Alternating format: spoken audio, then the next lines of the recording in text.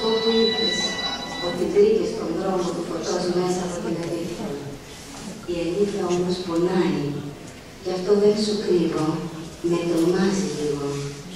Η Ειρήνη κοίταξε τον Γρηγόρη στα μάτια, περιμένοντας την απάντησή του. Η Αθανασία παρακολουθούσε με ενδιαφέρον τη συζήτηση, αλλά δεν συμμετείχε ενεργητικά. Κοίταζε πότε τον Γρηγόρη και πότε την Ειρήνη. Αυτή είναι η μεγαλύτερη αυταπάτη που υπάρχει. Η αλήθεια δεν πονάει. Πονάει το ψέμα που την κρύβει και προσποιείται το αληθινό. Το ψέμα τονίζει την απουσία της αλήθειας. Η αλήθεια ελευθερώνει και φωτίζει τον νου, γιατί είναι μία από τις θεϊκές αρχές, ενώ το ψέμα είναι το σκοτάδι που σε κρατά κατηλωμένο στον φόβο. Με τον ίδιο ανόητο τρόπο, ο περισσότερος κόσμος πιστεύει ότι η αγάπη πληγώνει. Έλα τώρα που θα μας πεις ότι η αγάπη δεν πληγώνει. Τόσα και τόσα παραδείγματα έχουμε γύρω μας με επώδυνους χωρισμούς, μέχρι και αυτοκτονίες. Τόσα και τόσα έχουν γραφτεί και τραγουδηθεί για την αγάπη που πληγώνει. Άλλο ένα τραγικό σφάλμα που ακούω γύρω μου να κάνουν οι άνθρωποι. Η αγάπη με αλφα κεφαλαίο λυτρώνει. Είναι ανόητο να λέμε ότι η αγάπη πονάει ή πληγώνει. Αυτό γίνεται όταν η πραγματική αγάπη λείπει και υπάρχει η εμπορεύσιμη αγάπη, δηλαδή μια ψευδαίσθηση της αγάπης. Αυτή πονάει πολύ. Όταν ζυγίζω αυτό που δίνω και ζητώ ανταπόδοση μετρήσιμη, ίσως αυτό που έδωσα. Αν ο άνθρωπος έχει την τάση να ζητά παραπάνω από αυτό που δίνει, είναι λογικό να απογοητεύεται όταν δεν παίρνει τα προσδόκιμα. Αυτό σου ακούγεται να έχει σχέση με την αγάπη ή πρόκειται για εμπόριο. Σου δίνω αγάπη και εσύ μου δίνεις προστασία.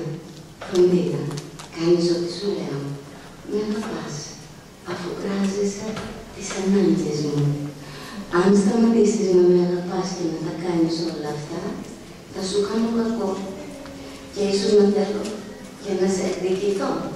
Τι ωραία, πλημμυρίσαμε αγάπη.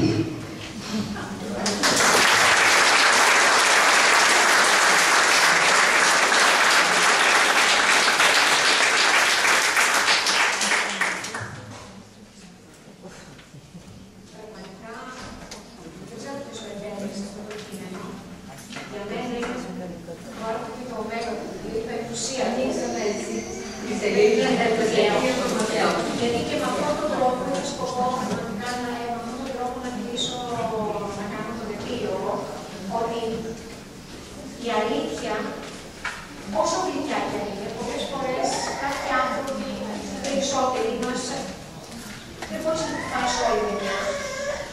Την αξιολογείς κομμάτι-κομμάτι ή κουτιά-κουτιά. Και αναλόγως πόσο πεινασμένος είναι κάποιος, είναι ανάλογη η διέλευση της σκέψης που αφήνει, αλλά και η εκτίμησή της. Η αλήθεια πραγματικά δεν είναι πληγώνει, δεν είναι πικρή.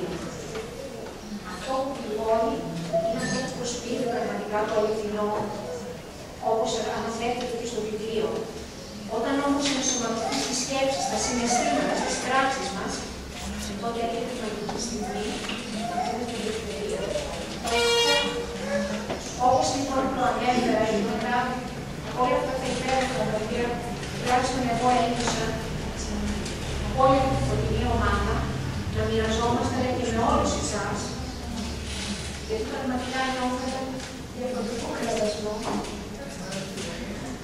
Ακολουθώντας λοιπόν αυτή την ανάγκη μου να επικοινωνήσω, να μοιραστώ αυτές τις αλήθειες που βίωσα, γιατί